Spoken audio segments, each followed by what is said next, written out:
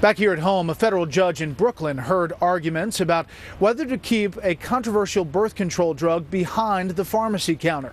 Correspondent Shannon Bream joins me from Washington with that story. Good evening, Shannon.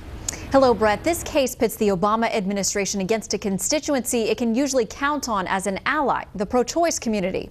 A coalition of pro-choice groups that filed suit against the FDA during the Bush administration due to the agency's failure to give wider access to the morning after pill says the legal fight has continued because the current administration hasn't granted their request either.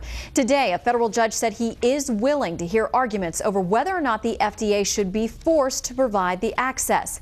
Pro-choice advocates say they are also still reeling from the decision by Health and Human Services Secretary Kathleen Sebelius to deny over-the-counter access to the morning after pill to young women under the age of 17. Despite opposition, President Obama backed the move. I think it is important for us to make sure that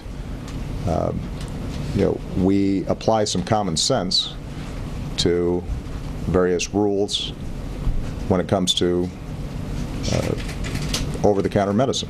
What we just saw last week is the Obama administration engaged in the same kind of politics we saw with the Bush administration, which is not listening to the FDA scientists and instead having politics be ruling over science on a public health issue.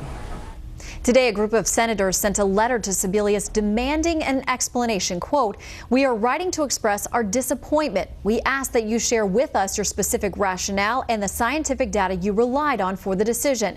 Pro-life advocates say they were pleasantly surprised by the decision.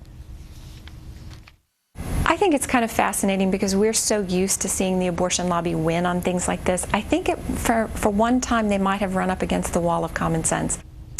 The morning after pill, which some pro-life groups maintain can actually induce an abortion, is available to young women under the age of 17, but only with a prescription. Brett. Shannon, thank you. Still ahead from